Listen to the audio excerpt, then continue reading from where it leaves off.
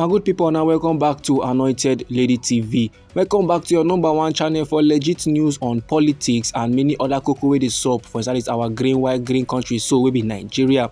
Once again, we don't come with breaking news, we don't come with updates, we get report for table like this where the general public need to be aware about. And the koko now be say, one countryman wey dey go by the name Bali, he na the commissioner for youth under the suspended governor of Rivers State wey be Sim Fubara.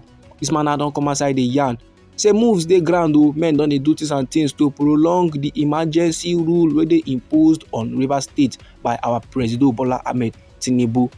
For inside one interview now wey Oga Bali get with Tori people, he na come dey accuse the minister of the Federal Capital Territory and former governor of Rivers State wey be Wike along with his allies dem. Oga Bali now dey accuse these men say na dem dey orchestrate moves wey dey aimed at destabilizing Rivers State government to justify a continuation of the emergency rule. He now dey yarn say men now dey do things and things, and the men wey dey do these things so na Oga Wike and the men dem for inside Rivers State. Wetin these men dey do na to continue the chaos, na to make sure say palava, tension and political unrest continue for inside Rivers State, so that our President Bola Ahmed Tinubu no go see reason to remove the emergency rule wey im don already plaster for Rivers State. According to how talk take come aside from Oga Bali mouth for inside the interview, he said there is a plan to extend it, and he refer to the emergency rule. He said before the end of the 6 months, men now dey try to incite, men now dey try to cause more problems wey go make our president come plaster another pronouncement. And of course, everybody know very well say if there's another pronouncement of emergency rule on top Rivers State, that they call for the end of the administration. And my good people, no forget this emergency rule now wey everybody dey talk about. So this emergency rule wey our President Bola Ahmed Tinubu plaster on Rivers State na for inside the month of March na im declare am, and via the declaration, our President Bola Ahmed Tinubu still proceed further in his office go dey suspend elected officials dem for inside Rivers State for an initial period of 6 months. The elected officials dem wey the suspension touch na the Rivers State governor wey be Sim Fubara, plus his deputy wey be Ngozi Odu, and all the members of the Rivers State House of Assembly. And no be lie, my good people, since the declaration come board, you never hear any time wey dem talk say pipeline burn again for inside Rivers State. All those jagoda activities now don calm down. But even as men now don calm down, Oga Bali now dey question the justification for such drastic measure. He now dey accuse the federal government of political bias. And no be lie, no be only Oga Bali wey don talk this kind levels. Now, according to how Oga take talk am for inside the interview, he say all these issues now are geared together towards 2027.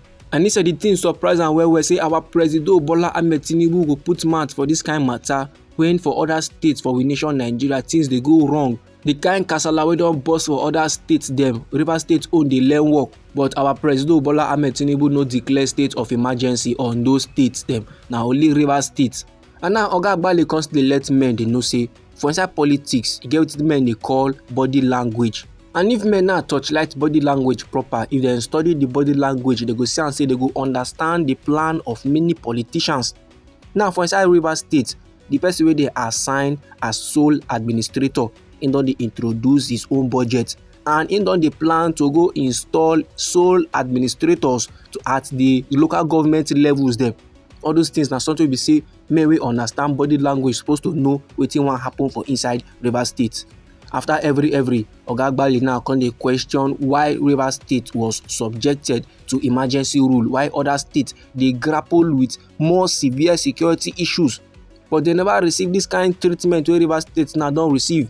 People now dey kpai on a daily basis for inside Plateau State, but there is no state of emergency. Men now barbecue men for inside Edo State, but there was no state of emergency. Other northern states now, jagoda activities dey happen almost on a daily basis, but there is no state of emergency. But in Rivers State, nobody don bear RIP, nobody barbecue nobody kidnap nobody, just political unrest, just political crisis, just conflict, quarter between two mature men dem. Our President Bola Ahmed Tinubu rush go plaster state of emergency and even suspend democratically elected officials dem. So this my good people, na the things and things wey come aside from the mouth of the countryman wey dey go by the name Bali. I na the commissioner for youth under the suspended governor of Rivers State wey be Sim Fubara. Now it's don come aside the summer warning say plans dey ground o, men dey try to ex ten d the emergency rule. Una don dey draw ear, dey sermon warning dey give the general public. And as of the time of this informate, my good people, the men wey im mention, that is Oga Wike wey be former governor of Rivers State wey don become the minister of FCT, never talk put for the matter. He never respond. Or anyhow the matter be you for body, or if e be say you get contributions about this topic, so no let anybody or anything intimidate or even stop yourself. Feel free make you drop your comment inside our comment section. But meanwhile, me still get another report for table wey I still need share give the general public. And the koko be say, on Monday wey be the 7th day of April, so for inside this year wey be 2025, the minister of the Federal Capital Territory wey be Oga Wike, he host members of the suspended Rivers State House of Assembly for UK. Informate now don reach tori pipo their table say Oga Wike played the host to the lawmakers in the United Kingdom at a dinner. And this informate so dey come from the countryman wey dey go by the name Lere Olayinka. He na the spokesman for the minister, and na him dey talk this one, so dey give the tori pipo and him dey share and dey give general public. He say the lawmakers now were hosted. The lawmakers wey don chop suspension by our President Bola Ahmed Tinubu, they were hosted during their stay in the United Kingdom for a legislative capacity building course. Oga Olayinka come still let men know say the FCT minister wey be Oga Wike, im comot body from we white green country wey be Nigeria on Sunday night after im visit his political friends and associates dem for inside Port Harcourt, Rivers State. All this informate dey for the post wey Oga Olayinka drop for his official social media handle for the popular social media platform wey men know as X. Although as men now dey for inside the UK dey chill and nobody know when they go come back to our white green country wey be Nigeria, the suspended governor of the state wey be Sir Sim Fubara, ever since the suspension come board, im dey for im private residence for inside Port Harcourt wey be the capital city of Rivers State. And unto the declaration of our president and unto the suspension wey im give men for inside the state, many human rights organizations plus human rights activists dem plus stakeholders, politicians, they don call on our president make im reverse the statement, say the thing dey very much unconstitutional. PDP governor sef don carry the matter e go court. But our president in question still plaster on his decision. The presidency and the All Progressive Congress dey defend the declaration. Dem dey yarn say na for the betterment of Rivers State and Rivers State people.